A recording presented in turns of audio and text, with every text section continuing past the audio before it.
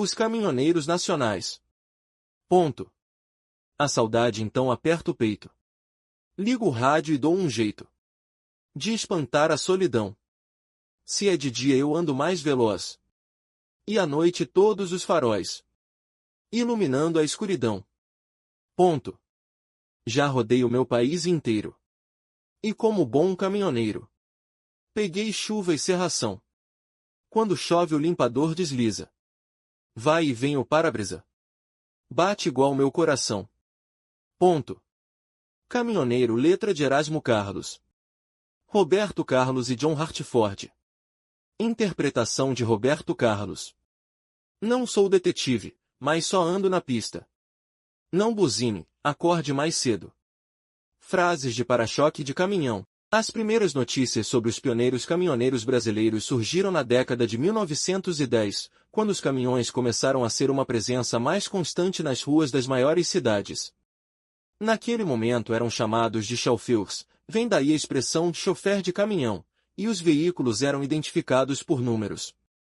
Por exemplo, pela Gazeta de Notícias, Bahia, de 24 de abril de 1913, sabemos que, na capital Salvador, houve um acidente com o condutor do autocaminhão N24, da Companhia Comercial Construtora. Há uma ressalva importante. Como já se usava a palavra caminhão desde o século XIX para designar um veículo de transporte de cargas com tração animal, o mesmo ocorria com carreteiro, utilizado para definir aqueles que trabalhavam com esses veículos fazendo fretes.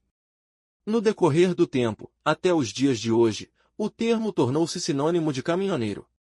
Havia um padrão inicial dos motoristas de caminhões. Em geral, eram contratados por empresas ou órgãos governamentais, dirigindo os primeiros grandes veículos a circular pelo país. Em matérias que se espalham pelos jornais e revistas, eventualmente sabemos até mesmo o nome de alguns pioneiros, como José da Costa Maia, condutor do caminhão da Cervejaria Polônia do Rio de Janeiro, e José Antero, caminhoneiro do Arsenal de Guerra. Nas seções de classificados, vemos os primeiros anúncios de solicitação de chauffeurs para dirigir caminhões. Mais ainda, percebemos que já existiam os ajudantes de chauffeurs.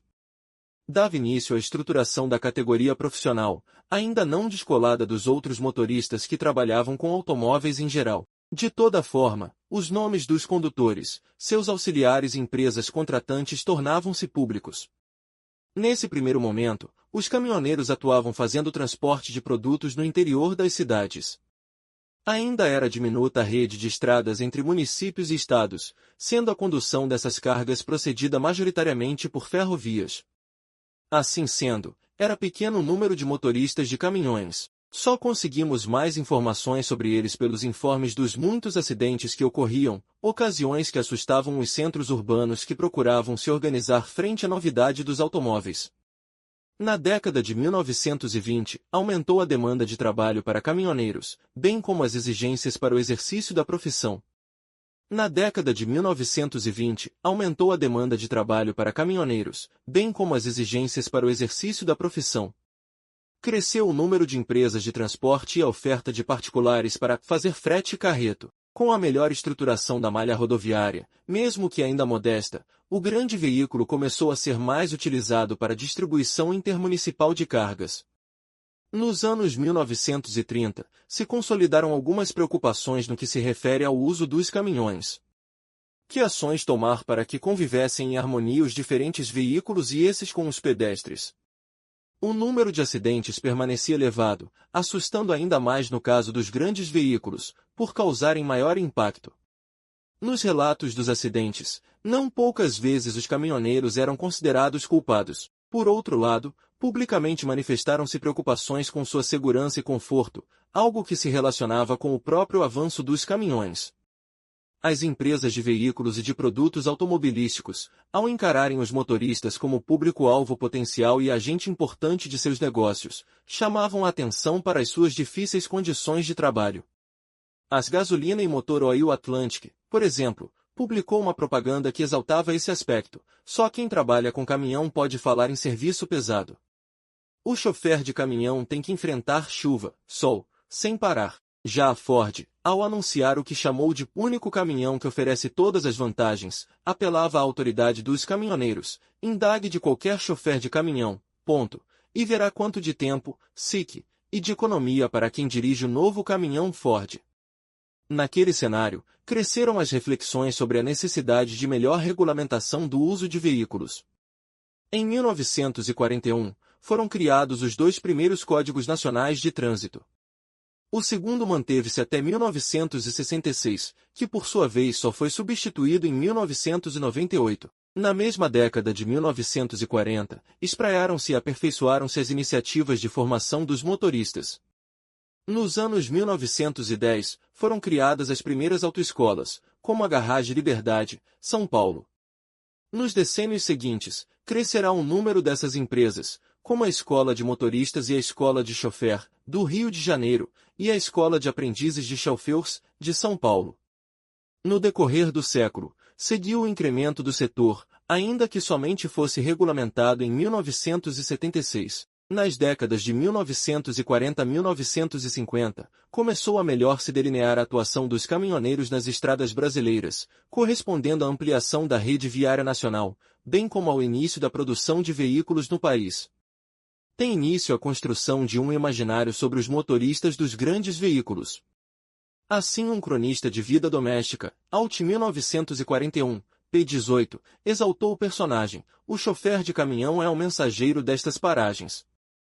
É ele, ainda hoje como aqueles bandeirantes do passado, o levador de notícias. Com o caminhão carregado até o máximo, eles enfrentam tudo: estradas ruins, porteiras, mata-burros, acidentes, e percorrem milhares de quilômetros, num intercâmbio valioso entre o comércio de cidades distantes.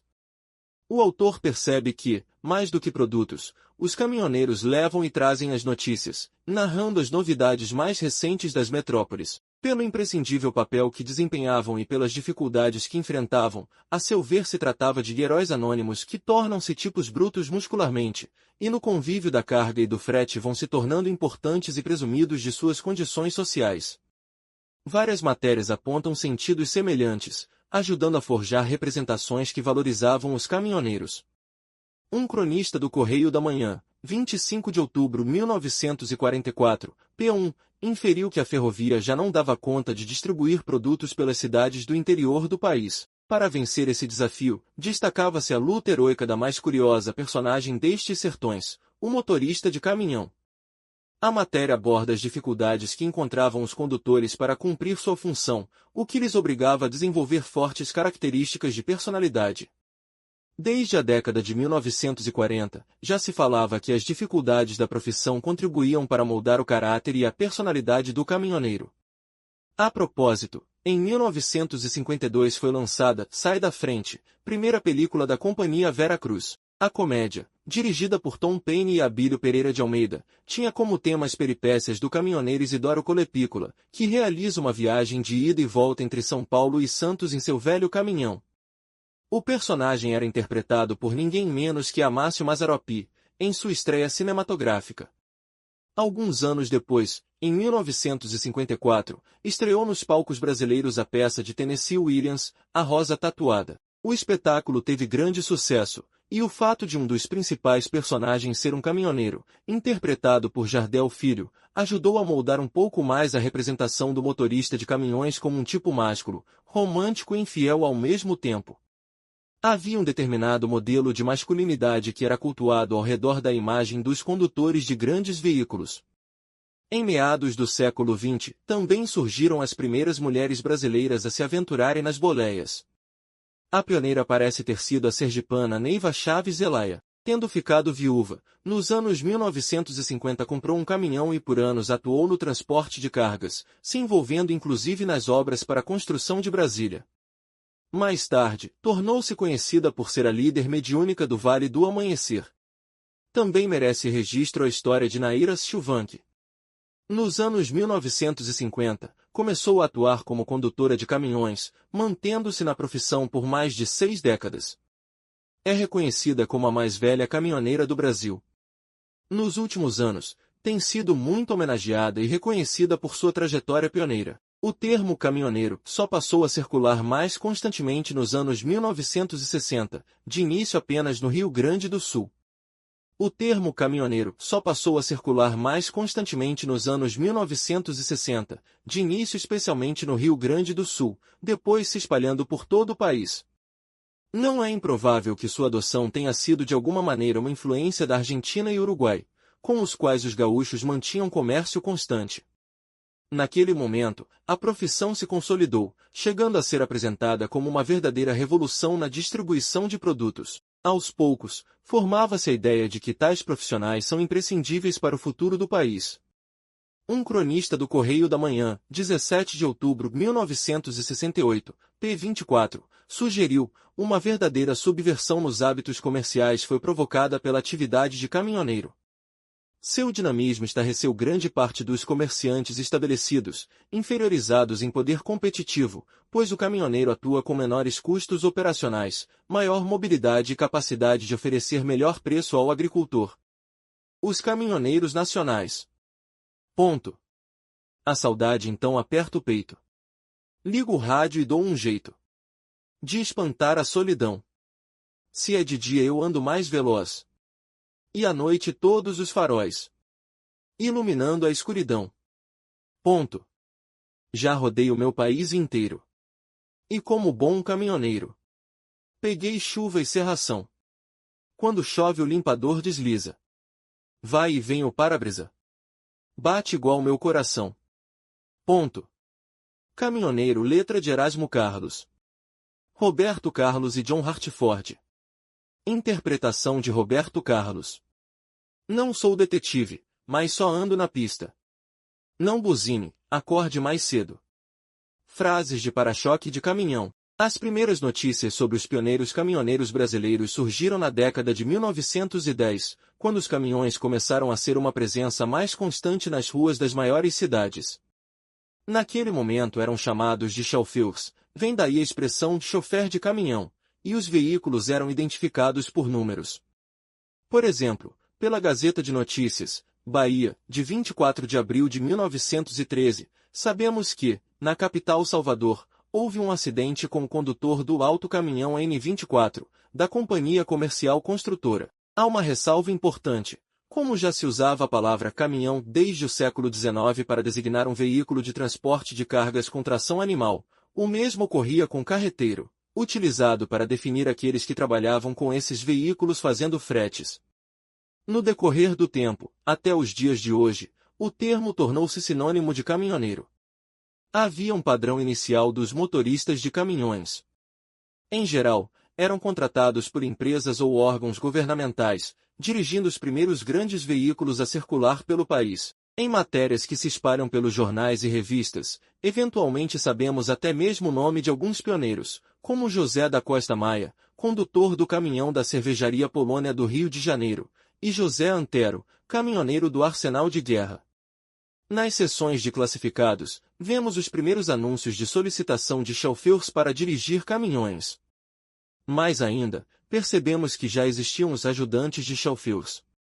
Dava início à estruturação da categoria profissional, ainda não descolada dos outros motoristas que trabalhavam com automóveis em geral. De toda forma, os nomes dos condutores, seus auxiliares e empresas contratantes tornavam-se públicos.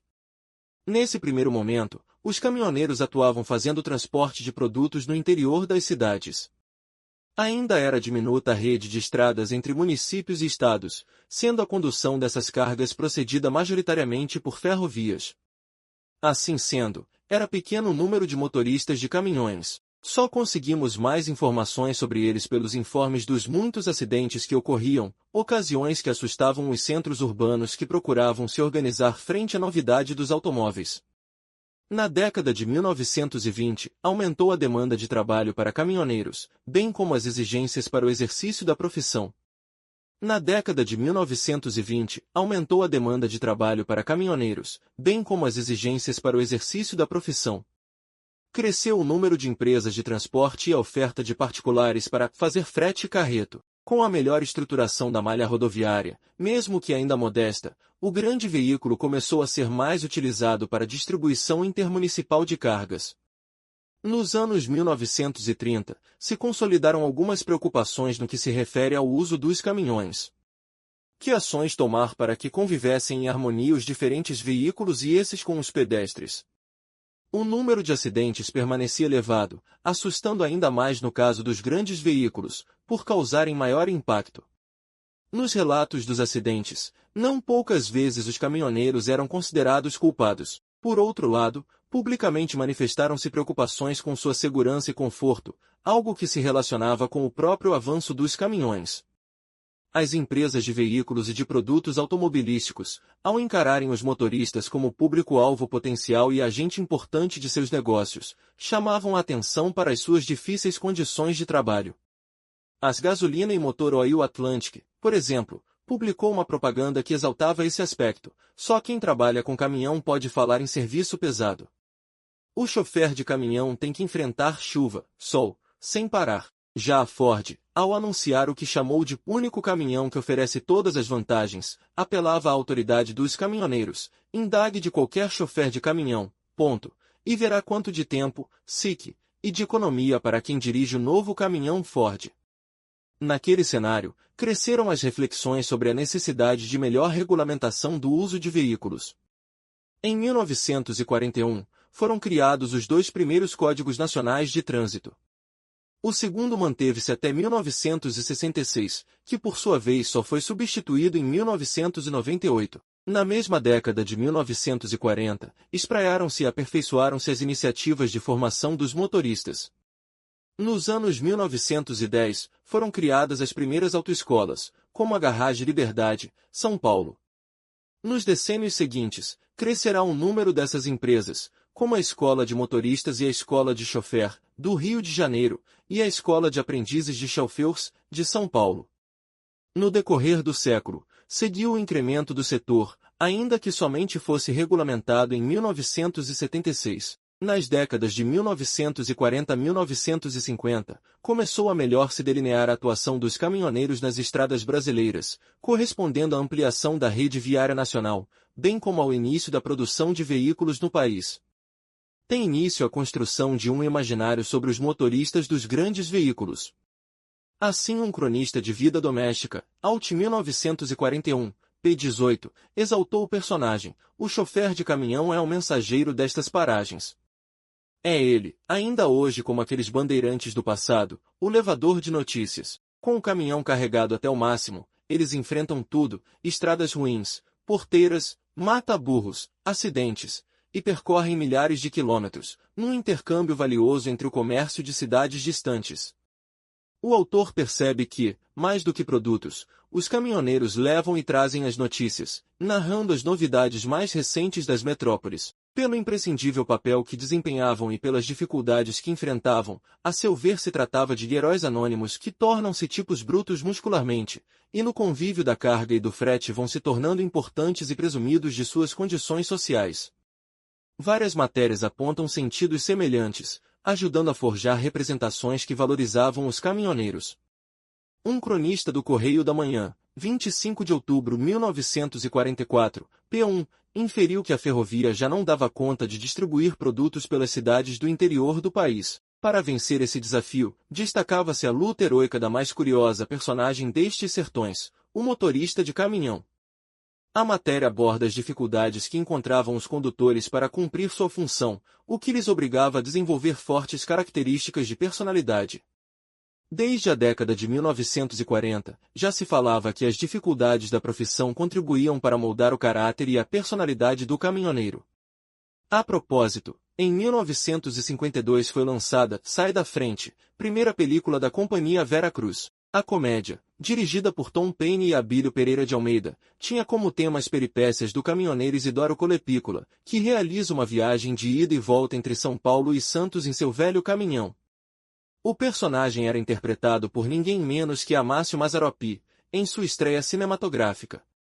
Alguns anos depois, em 1954, estreou nos palcos brasileiros a peça de Tennessee Williams, A Rosa Tatuada. O espetáculo teve grande sucesso, E o fato de um dos principais personagens ser um caminhoneiro, interpretado por Jardel Filho, ajudou a moldar um pouco mais a representação do motorista de caminhões como um tipo másculo, romântico e infiel ao mesmo tempo. Havia um determinado modelo de masculinidade que era cultuado ao redor da imagem dos condutores de grandes veículos. Em meados do século XX, também surgiram as primeiras mulheres brasileiras a se aventurarem nas boleias. A pioneira parece ter sido a sergipana Neiva Chaves Zelaya. Tendo ficado viúva, nos anos 1950 comprou um caminhão e por anos atuou no transporte de cargas, se envolvendo inclusive nas obras para a construção de Brasília. Mais tarde, tornou-se conhecida por ser a líder mediúnica do Vale do Amanhecer. Também merece registro a história de Naira Schwank. Nos anos 1950, começou a atuar como condutora de caminhões, mantendo-se na profissão por mais de 6 décadas. É reconhecida como a mais velha caminhoneira do Brasil. Nos últimos anos, tem sido muito homenageada e reconhecida por sua trajetória pioneira. O termo caminhoneiro só passou a circular mais constantemente nos anos 1960, de início apenas no Rio Grande do Sul. O termo caminhoneiro só passou a circular mais constantemente nos anos 1960, de início especialmente no Rio Grande do Sul, depois se espalhando por todo o país. Não é improvável que sua adoção tenha sido de alguma maneira uma influência da Argentina e Uruguai, com os quais os gaúchos mantinham comércio constante. Naquele momento, a profissão se consolidou, chegando a ser apresentada como uma verdadeira revolução na distribuição de produtos. Aos poucos, formava-se a ideia de que tais profissionais são imprescindíveis para o futuro do país. Um cronista do Correio da Manhã, 17 de outubro de 1968, p. 24, sugeriu: uma verdadeira subversão nos hábitos comerciais foi provocada pela atividade de caminhoneiro. Seu dinamismo estarreceu grande parte dos comerciantes estabelecidos, inferiorizados em poder competitivo, pois o caminhoneiro atua com menores custos operacionais, maior mobilidade e capacidade de oferecer melhor preço ao agricultor.